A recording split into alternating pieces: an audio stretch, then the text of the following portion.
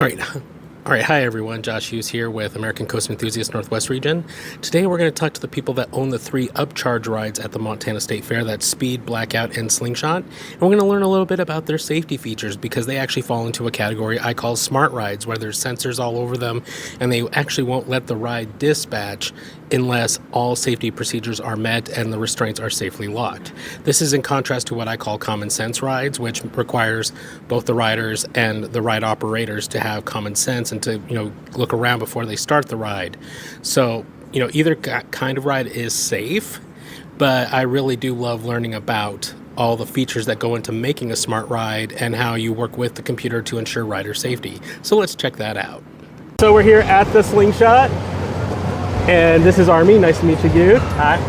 And I'm assuming we'll be seeing his mom later. Like, I've met his mom when she showed me before Speed and Blackout, which we'll be getting later in the video. But as I mentioned in the earlier video this week, this is a Fun Time Slingshot. It uses a box of springs. You'll notice no bungee cords at all. So why don't you tell us a little more about it, bro? So same design as the original ejection seat. They replaced the bungee-driven system with the spring-driven system and cables. This actually was designed by the company that designs this, saw the original bungee-driven design and decided, hey, we can do better. So they did. Yeah. Nothing wrong with the old design, but this one's a lot easier to set up. It's a lot safer. There's more systems in place to protect the riders and the ride itself. Yeah. And I can go over some of that if you want. Yeah, absolutely. Let's check it out. Okay, so first thing is the lap bars. No more strap-driven harness, that can be loosened by the patrons. Yeah. These, when they come down, they are not coming back up. They are locked in place. Yeah. You also have a seatbelt there, for added security. But you can push on this as much as you want. It's not coming up. You are staying in there. Oh yeah. You can't. That was the problem with the straps. Sometimes people would fiddle with them. Yeah. They couldn't get them loose because of the angle they were sitting at. But that was just something we didn't like. Yeah. So this, you're good. You're not going anywhere. Yeah. Over the shoulder restraint, totally the way to go. Yep. And it also has sensors on the back here that if they. Yeah.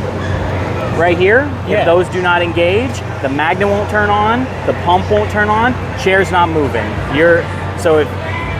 Unfortunately, some people just will be ineligible to ride, and that's just another safety feature. Yeah.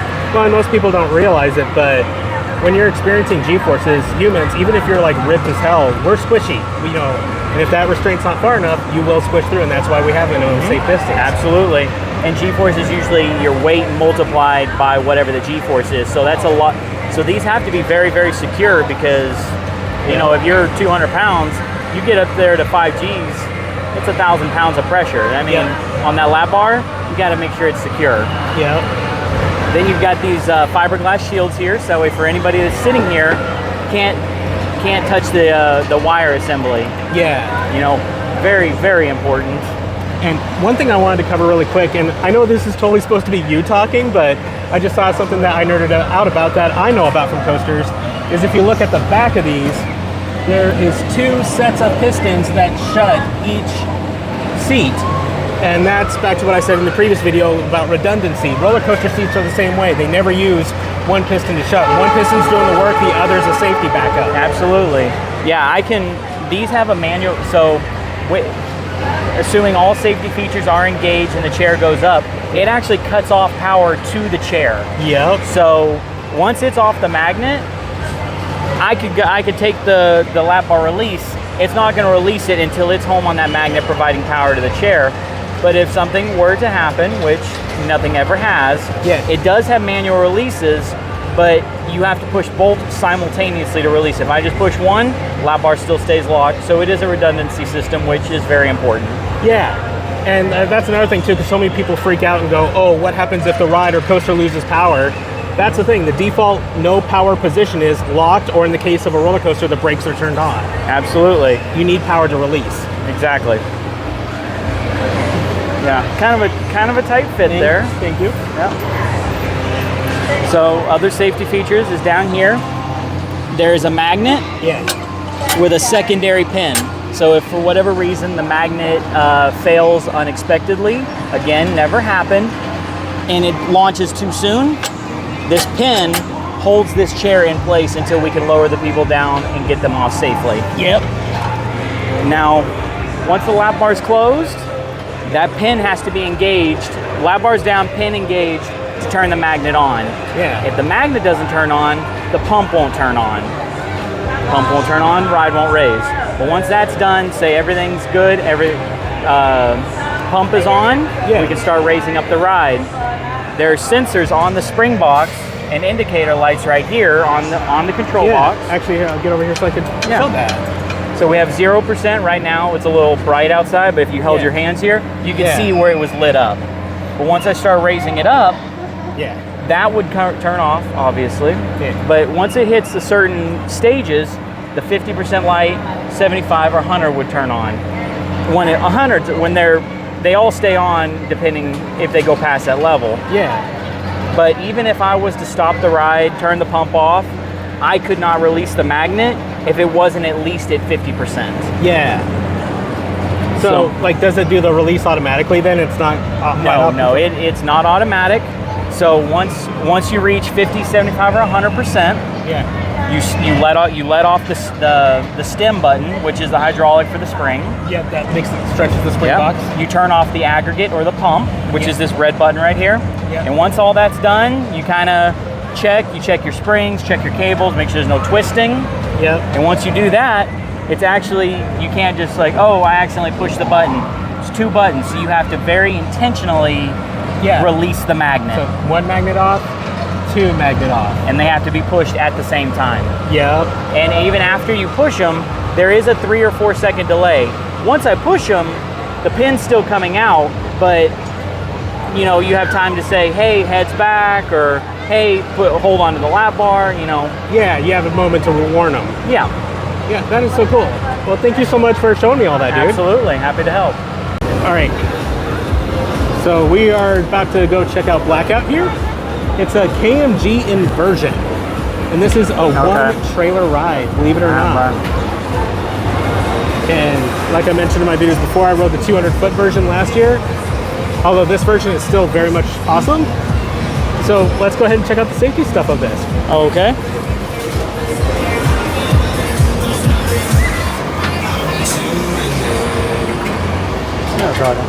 So first thing, obviously, are locking gates. Yeah.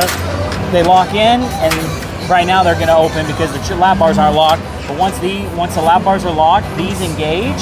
Yeah. And they're so sensitive that if somebody even leans against it, it will shut the ride off. Just for any chance that somebody could get on the ride while it's in motion, it's going to shut it off. But so these lock in place, and they have sensors in them that are tied to the computers, and if they get triggered, ride shuts off, fault light comes on, and you know, it gives the operators time to go, okay, and it'll even tell you what gate is open. So yeah, you can see if it's a front gate or the back gate, and hey, stop that, don't do that. You can kind of come over here and stop them. Yeah. But I mean, there are emergency openings, so if anything, that you can open them in an emergency, but those are only Node 2 ride operators. Yeah. And then so, like on that note, just for the viewer's sake, that's why, you know, some people get irritated when the ride ops say it, but when they say stay off the air gates, that's why. They're loaded up with sensors, and you could cause a fault and stop the ride. Right, and you know, it not only it ruins the ride for the people on it, it also delays you, and it keeps you from getting to the next attraction. Yep, exactly. Yeah, so, okay, those are open right now. So, these seats are a lot like the Slingshot. They're over-the-shoulder restraint, metal grip handles.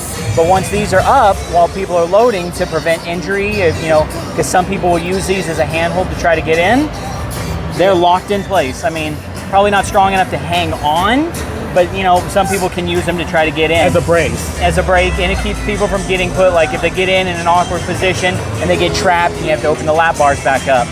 Yeah. So once these are up, there are indicator lights here, and let's see. Yep, right now they're lit up because the lap bars are registered as open. Yeah. Now, as soon as I lock these, any lap bar that's closed and the safety measures are engaged, that light will go off. Before the ride will start, our operators will walk around and they'll check for any indicators that the lap bars are not closed. And if there is one that is still open, they'll address it, whether it's somebody sitting in an awkward position, there's an issue with the ride, or just whatever issue could possibly come up. And if even one of these sensors is registered as being open, ride will not start. Yeah. Obvious safety reasons.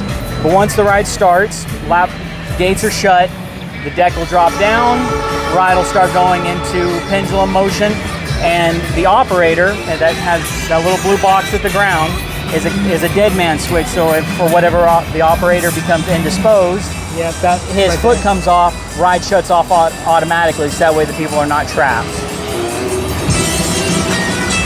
Yep. Yeah, just real simple foot pedal right in there. Yep, there's the dead man switch. Yep. And that's a foot pedal they have to keep their foot on the whole time. Yep. Yeah, and there's also indicators here on the screen, and it gives you green lights for whatever system, say the e-stop got accidentally pushed in, that would light up red. So we got to know, okay, e-stop needs to come off. Then we've got this ride has a water ballast tank that has to meet a certain level of water. It has sensors, and if the water level is not acceptable, that'll show up in yellow or red depending on how severe. No matter what color, if it's not green though, ride's not going to run. But yellow or red lets us know, okay, we're down an inch or we're down 6 inches. Yeah, and for those wondering, the water ballast tank is actually right beneath us, runs the entire length of this trailer, because actually this pendulum swings like perpendicular to the trailer, not parallel to it. So you actually need to master that amount of weight swinging back and forth. And also, just got to show the lovely KMG placards. Yep. Yeah, they're definitely proud of themselves, and we're proud to work with them. Yeah. And we're proud to display it, and we want everybody to know. So, I don't remember the full story, but didn't your mom say something like, when you guys first bought these rides and when they first came over, you had to pay for like anti-pirate insurance or something when they were on the Atlantic? Say it again. The radio is going off. Sorry. I could have swore your mom told me that when you guys first bought these, that you had to pay for anti-pirate insurance as they crossed the Atlantic or whatever? Yes, that was an issue, and it's still it doesn't come up very often. I don't know of anybody personally that's happened to, but it is still a industry practice to pay for that. It's a cool, crazy story though. Oh, absolutely. And I'm happy they did it because this thing is beautiful. And you can see a KMG placard there too. Mm-hmm. So we're going to just talk about speed from a distance here because they've actually got customers and we don't want to interrupt with their ride cycle. So yeah, just go ahead and tell us about speed, man. So speed, another KMG ride. So safety features are very, very similar. This model is a little bit older than the Blackout, but they kind of cut and paste their safety features. So yeah, like on the Blackout, front and back gates both have sensors. If somebody even brushes up against them hard enough, they're going to shut the ride off, which is automatically going to put the ride into shutdown, start slowing it down. We at all times we have an operator on front and back. That way the ride is monitored, and because people do tend to mess with things they shouldn't. Yep. And so we always want to have somebody at the front and the back that can keep a good eye. Unlike the Blackout, when you unlock these seats, they don't stay up. If you pull them down, they're going to come down, but they're going to lock in place. Yeah. But an attendant is usually standing there at the cart with the person, helping them get in, helping them get out, and then once they're in, the attendant in the box will lock the lap bars, and we'll go by and we'll push down. Yeah. And we won't sit there and shove, but we'll push down until we meet resistance, and then we'll give them a good couple real firm tugs to make sure that lap bar is engaged. And I just want to double check too, because know I've heard this, and I just want to make sure I'm right on it. That if you see there's a staircase. It's kind of hard to see here, but a staircase swings out to meet the riders, so they can climb up there. Like, the ride arm won't be allowed to move unless, one, that staircase is out of the way, and two, all seats are giving the all clear, right? Correct. Yes. So once once all the lap bars are engaged, and we've done our little couple of safety tugs, really try to make sure they're locked and engaged. Yeah. The front operator will kind of look at the back operator, and they'll either get a thumbs up, or we've spent quite a bit of time other places, and we've kind of gotten the hang loose, which the hang loose. So like that. Yeah, which in Hawaii they call it a shaka, which is just kind of, hey, everything's good. So we'll get some kind of affirmative hand signal from between both operators, suggesting that, or telling us that the ride is good and that both sides are ready to go.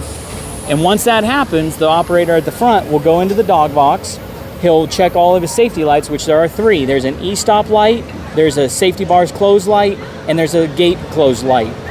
If all 3 lights are not on, the ride won't run. Now, they can all shut off for various reasons, but if they shut off, the ride's going to stop. But once they have 3 green lights, the operator will check, make sure there's no obstructions. He'll hit the start button while holding the dead man switch, which will cause the stairs to swing out. If the stairs don't swing out, there are sensors in place to keep the ride from starting, to prevent them from running into the stairs, which would be very, very bad. Yeah. But even if the sensor fails, the ride won't start. If the sensor's tripped, the ride won't start. The KMG is very, very thorough in their safety precautions. In fact, when you hit the start button, the computers are programmed, and this is true on the Blackout too. Can't quote me on the number, but I know it's several thousand safety checks, redundant safety checks, every time you hit that start button, between the time I hit the start button and the ride goes into motion. That makes me feel a lot better. Several thousand safety checks by a fairly advanced computer. Oh yeah, and that's the thing. Like, we, coming from our point of view, when we teach kids game design, we always tell kids about if and then statements, and that's how these things operate. And you have to have multiple ifs. If the restraints are shut, if the stairs are out of the way, if the dead man switch is being held down, and if the button's being pushed, then it can start. Any one of those not true, it will not work. Yeah. It will they default to keeping people safe. Yeah. So KMG and Funtime, which are the 2 rides I exclusively work with, they've done a very, very thorough job of taking human error out as much as they can. In some places they've definitely removed human error as much as possible at the time of construction. Yeah. And these machines are just wonderful. Thank you so much again for taking the time to teach us about them. You guys have amazing equipment. Well, thank you very much. We take pride in what we do. Cool, thanks. That was a lot of fun to film, and thank you so much to Cam, Army, and everyone else with the Armco and Texas Slingshot crew. It was awesome to see all the safety features of your rides. And anyone else out there, if you want to look them up, it's extremethrowrides.com. If you ever get a chance, make sure to check out both Funtime and KMG. They make amazing rides. And once again, this is Josh Hughes with American Coaster Enthusiast Northwest Region. Thanks, everyone.